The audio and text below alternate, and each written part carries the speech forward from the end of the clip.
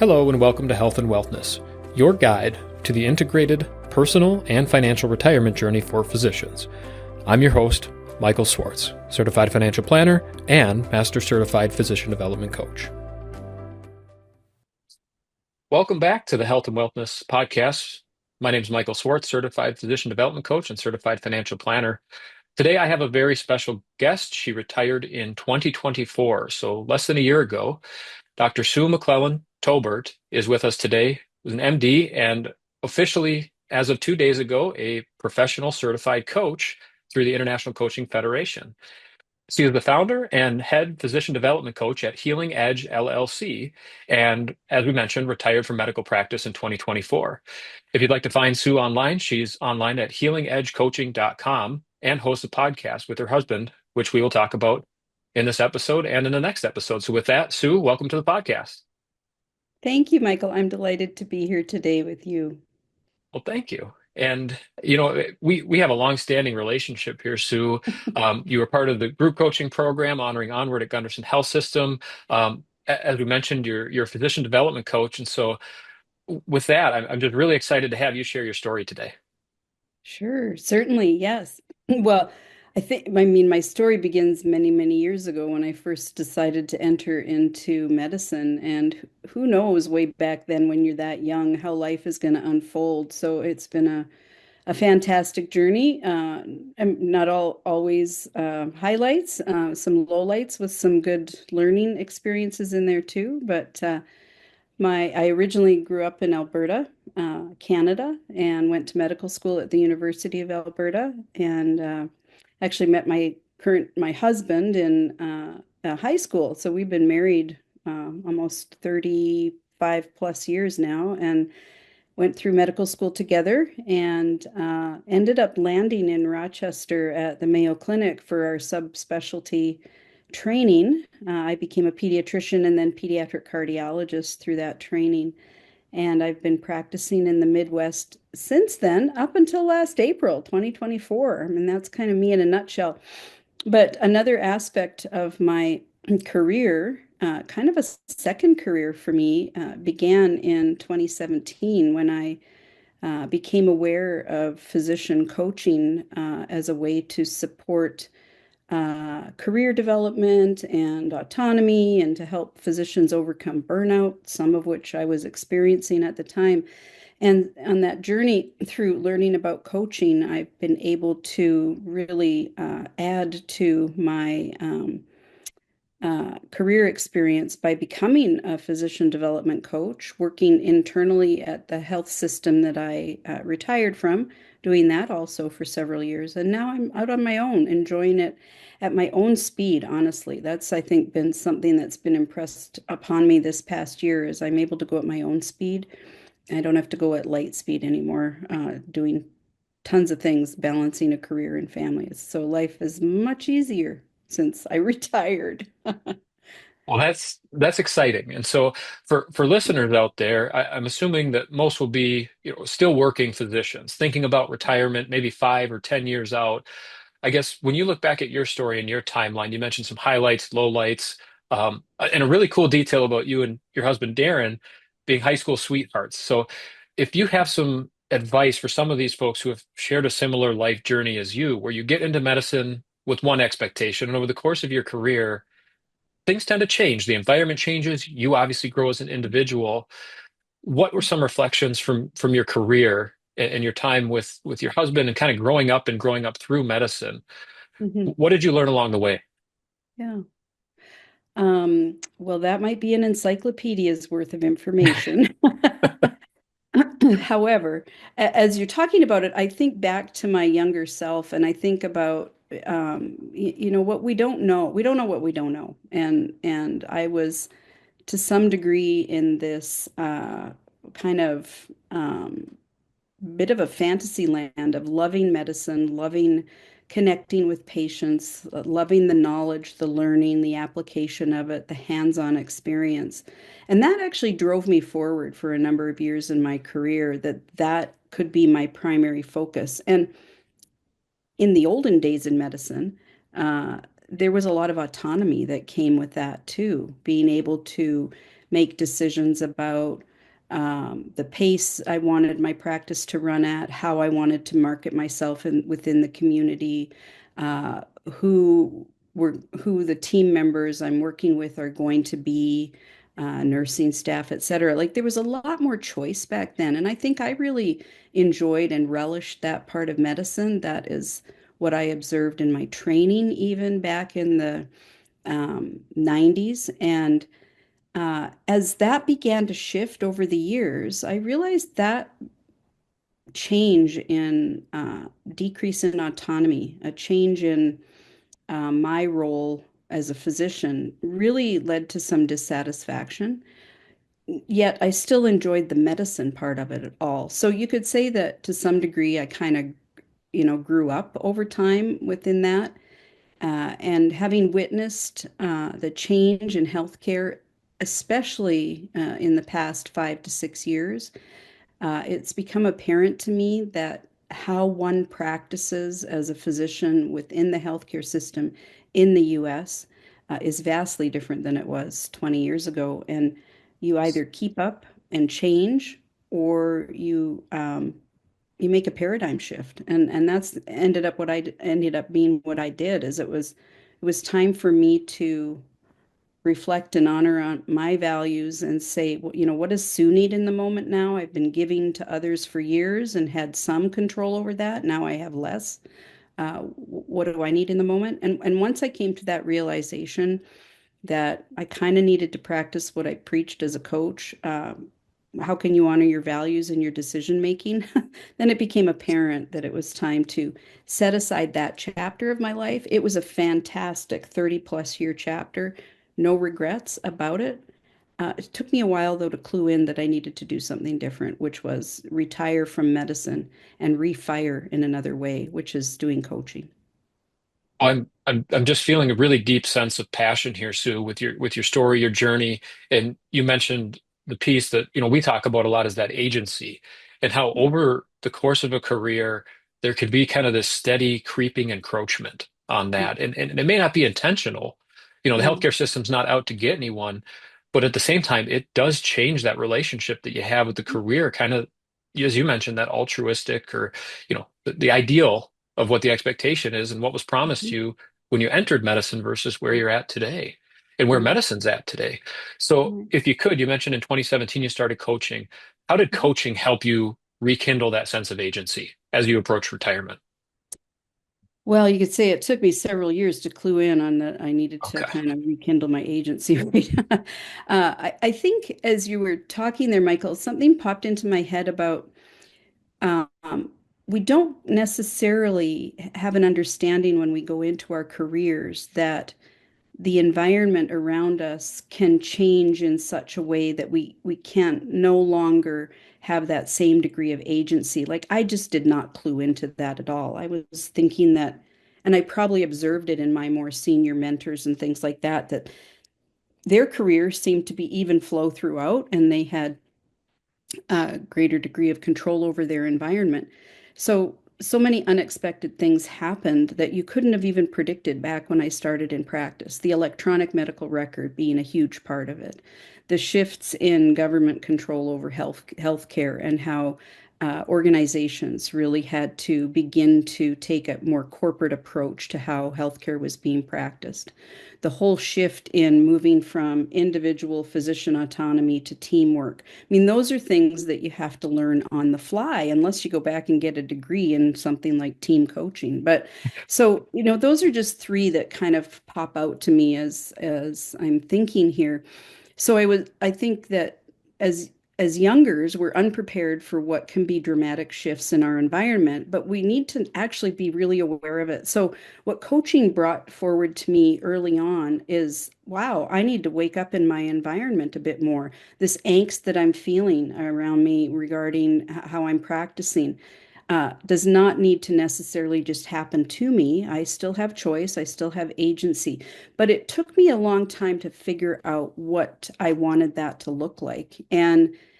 And then there's, some sadness that comes with that, because if you get to the point of thinking maybe I just need to walk away from this career that I've dedicated my life to, That's a big shift. Like I think you and I have talked about grief before too, right? There's sadness that comes with it. There might be some anticipation and excitement that comes with it. It's one of those both and situations. So many emotions percolate together. Yet we have to remember that as humans, we're well equipped to handle a multitude of emotions at once, and we seem to still rise out of the ashes. So I think when I made the mindset shift to uh, I can have more choice in my life, how do I do that? I need to discover my values and work with them more than I ever have before in my career. Name it to tame it, right? And I need to actually take some action around that, those choices that I believe I have, and be willing to experiment. I think the narrow lane of medical training often keeps us in this pass or fail kind of mode. We either succeed or we don't. Being able to say, actually, I'm just trying it out. There's no hard and fast rules here. I'm just going to experiment. Nobody's going to die. I'm still going to wake up tomorrow. Once I kind of walked through that kind of stepwise approach to what agency could be, then when I got to the point of saying the environment that I'm in right now is no longer tolerable for what I want in my life, it was an easy decision to say, time to set that chapter aside. Well, there's about 7 or 8 talking points that I would love to dive into with you there, Sue, because you mentioned you found your why first. You developed those values, Yeah, but it wasn't before recognizing that there were these underlying elements, the things that a lot of physicians say they have to force themselves to be numb to, just to right, practice medicine and live in that really dichotomy world, that very logical thinking in a right. career. Hmm. And I'd love if you could take us maybe one step deeper in a bit more of that trial and error, that abstract, that permission to explore again. Hmm. Because Yeah, as you mentioned, it's so unfamiliar in the professional setting. We almost lose sight of the personal element of our life story right. near the end of a career as a physician. So can you talk Yeah, a bit more about just that uncertainty and yeah, how that felt to start exploring that? right. I think in our medical training, we get caught up in believing there's only one way to do it, and it needs to be entirely focused on the patient with all of our um, parts of ourselves set aside. In other words, there's an interesting quote from the Mayo brothers along the lines of the only concern that we should have as physicians is the interest of the patient. And I've thought long and hard about that. Maybe back in the 1800s and early 1900s, that might have been true for the Mayo brothers, who were well supported in many other aspects of their life, including having spouses that supported them, their household was taken care of, staff, etc., that could support them in all of their other aspects of life. So, wow, guess what? I can wake up every day and just be concerned about the patient. And the milieu in medicine today has changed. That is actually no longer true. So, despite the fact that it's emblazoned on one of the banners in the Gonda building at Mayo, we have to be very, very careful about that because the piece in that quotation that's missing is we first have to have ourselves in order before we can be 100% concerned about the patient. And that is not taught in medical school. If you ask medical students and residents, what do you know about your values? What are your drivers? What are your intentions in life? Those are yet unexplored. And some of that is with youth, right? Mhm. But if we don't have ourselves in order first, how are we actually going to be able to focus 100% on the patient? We can do it pretty well for a number of years, but then things begin to break down. We start to get those burnout phenomena rearing their heads. I'm exhausted. I'm cynical. I can't be told anymore what to do. I'm feeling like an automaton in my day. I'm depersonalized in my interactions. That numbness that you talked to about, so that you referred to. So, I mean, I just put it out there. If anybody's feeling numb and automatic in their day, that is a really big clue to wake up and say, hey, what's in my environment here that I need to be more intentional about? Maybe it's myself. Maybe I need to begin to understand myself better. And that's really where my journey started. Like I was in my 40s when I started to feel like I was waking up from medicine. Uh, And I think I did it pretty well for a number of years, balancing busy life, mom, three kids, being a wife, being a full-time provider, physician. Um, and then my brain, my body, my emotions, my psyche all began to kind of participate in the conversation and say, hey, there's a lot more here, Sue, than just this. And once that awareness happens, then we have to be willing to say, okay, so how do I investigate this next? And I think that's where coaching really helped me. So I advise coaching for anyone. Goodness, there's so much that we can learn about ourselves. And I'm also a big proponent of self-coaching. That doesn't mean like getting into self-help books, stacks 20 high. What it means is be willing to have hard conversations with yourself, and be willing to examine your thoughts at even asking, is this an accurate and true thought that I'm thinking about myself right now? And those are not transformational conversations that we're taught to have very easily. In medicine, we're transactional. I got to do the next Yeah. thing. I got to check the next thing off my list. So, there's a lot of content in what I just shared, but I think growing awareness, waking up to yourself, being willing to have hard conversations with yourself, shining a light on what may be really accurate about yourself and some of your habits and behaviors, and then making some intentions and goals about, wow, how could I shake this up a bit and change? Yeah, I love that, Sue. Yeah, you're speaking from experience. You're speaking from, I'm sure, as a coach and a coachee. And you mentioned even with yourself, you see it in others. And I really want to make a strong point here that coaching is no longer remedial. I think that's it's a very common concept that I heard one physician say, coaching is the last thing before we have permission to fire you. We'll put you in coaching, and then if that doesn't work, we're going to let you go. And this is a generative relationship as Right. you mentioned, shining a light on some of these unknowns or unexplored areas that we shut off to over time. And it's this incremental closing off. And Yeah. you said we sense it. And there's a really awesome book, Permission to Feel by Mark Brackett. And he talks about how emotions are information. And so when that dirty B word comes up, when the burnout starts to set in, and you mentioned the roles of life infringe on our sense of identity, right? You Mhm. mentioned being a mother, being a spouse, being a physician, and that's the trifecta of a busy life right there. Coaching comes in and says, "Hold on, guys.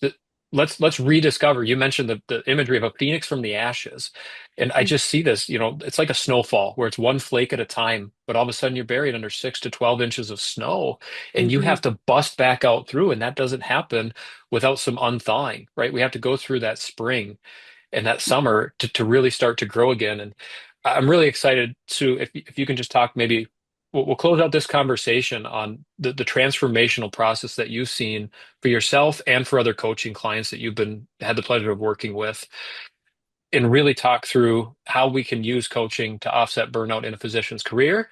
And then we'll use our next conversation to really talk about your retirement transition and the successful transition that you've had too. Sure. Yeah. First of all, I just want to acknowledge that I believe you called me flaky. So, Anything but, Sue. Anything but. no, I like that analogy of you get buried under the snowbank. Sure. I think for me, it's almost like I had little mini epiphanies along the way in my journey with coaching that then kind of melded together to really give me a new sense of self. And that whole bit Hmm. about personal identity, I appreciate you bringing that up. Um, the I think the first thing that came to mind for me when my very first coaching experience ever was going on a 2-day retreat with the Coach Training Institute in Denver. In the winter, by the way, there were a lot of flakes. And the very first tenet that they shared was that, guess what? You're whole, resourceful, and creative. You're not broken and you don't need fixing. Yet in medicine, I'd gone through my entire career trying to fix people and make things better and improve the situation as part of my way of serving, which actually starts with something must be broken. Therefore, Sue, you can now serve and try and make it better. So you kind of begin to incorporate that into your own self-talk. Yeah, there's parts of me that are big and broken. I just don't have time to look at it, right? But when they shared this idea that actually you're whole, and I began to think of everyone as whole, everyone is resourceful, everyone is creative, it was so energy releasing for me. Like, so I didn't have the weight of the world on me anymore. My teenage daughters were whole, resourceful, and creative. I didn't have to advise them and try and get them to function in my mindset and paradigm because they can figure it out on their own. And that is a really big theme in coaching is that as a coach, you're there to be that thought partner with the person who's already whole, creative, and resourceful. Who knew, right? They're Yeah. going to figure it out on their own.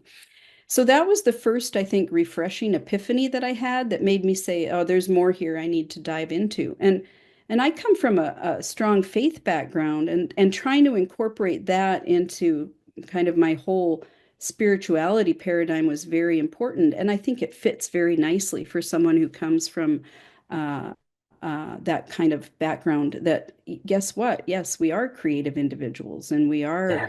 beings made here to create in reflecting our creator, right? Yeah. Wow, what a calling. So once that epiphany occurred, the second one that I distinctly remember was a coach at this retreat saying to me, "Well, Sue, what are your top five values?"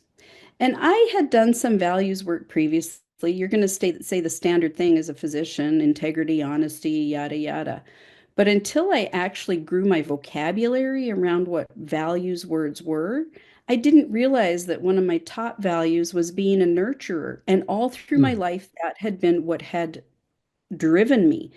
And again, name it to tame it, right? Once I said out loud, nurturance is my top value. Sure, the other stuff tucks in there, honesty, integrity, faith, community, connection, etc., communication. But that top value makes it so much easier to drive my decisions. And so when we hear, even in medicine, values-based decision making for our patients, that's the phrase. But the bottom of the iceberg is there's so much more work there to do. Uh, the third epiphany, honestly, Michael, was me asking myself, what if all of my preparation in medicine, all of my practice, my 30 plus years of kind of soaking in healthcare, was simply preparation for the next phase and the next chapter? That question, I think it still gives me goosebumps. I think that's a really big and bold question to ask oneself because you'd think, wow, a 30-year career should be sufficient to say, gosh, I checked off a pretty good life. But to say, what if that was just preparation? What's next? That blew my mind. And I thought, I have to explore that. And that just so happened to be a calling to coaching. And that's where I land now. So even walking away from a career of 30 years, I knew I had already set the stage to be successful to do whatever comes next in my way of nurturing in the world. It just so happens to be with my colleagues who might be suffering related to the work that and challenges that they face every day. Um, and I don't say any of this to toot my own horn. I want to be very humble about it. But focusing on what is my identity has allowed me to gain more freedom, more energy, and more time. That's a powerful positive feedback loop, isn't it? Yes. And very different experience maybe than a career in healthcare where it's not that positive feedback loop. It's almost a one-way street of investment and deposits that maybe aren't giving us back quite the same amount of positivity that we had earlier in our career. Yeah. Yeah. Wonderful. Well, some of the big themes here, Sue, that I heard are having permission to say, who am I? That identity piece. Having permission to say, what do I want? That Mhm. desire piece, and really framing it on a foundation of values and saying, why do I want it that way? What are the name it to tame it things that I can do to provide some framework, some clarity, and mine these values out of my experience to Mm. prepare me for what's next. And I think that's a perfect landing point. That's the big question in the health and wellness book is what's next. And so in this episode, do you have any other recommendations, any other advice for physicians out there who are struggling or even who are advancing in their career and looking to just add some more positivity to their development, professional development as we close out this episode before we Yeah. turn our attention to your retirement? Yeah. Well, Michael, that was a great summary. I appreciate that, what you shared. And I guess my takeaway is Be willing to grow your awareness around who you are. Ask yourself really, really bold questions. Look for epiphanies in your day and ways to just create what you want out of what you have. What's next, the next steps. Excellent. And I do want one other kind of delineation here too, with those epiphanies and those wake up calls and those hard questions. They're not harsh questions, right? We're not challenging ourselves. We're not punishing ourselves. We're not Right. being judgmental with ourselves. We're being curious. Mhm. And Yeah, how powerful is that role of curiosity as opposed to exactly. judgment? Yeah, exactly. We're probably experts at asking ourselves harsh questions, but Yeah, switching it up to be bold questions about what's next is a whole different ballgame. Yeah. awesome. Well, thank you, Sue, for that reflection on your career, your current role as a coach. And again, if anyone's looking to get in touch with Sue MacLellan-Tobert, you can find her at healingedgecoaching.com. Again, Sue, thank you for your time today. I really look forward to our next conversation as All well. right. Thank you. Thank you, Michael. Thank you for listening to this week's episode of the Health and Wellness Podcast. As always, I'm your host, Michael Swartz, Certified Financial Planner and Master Certified Physician Development Coach. If you're looking for additional resources for integrated physician retirement planning, please visit healthandwellness.com. We'll see you in the next episode.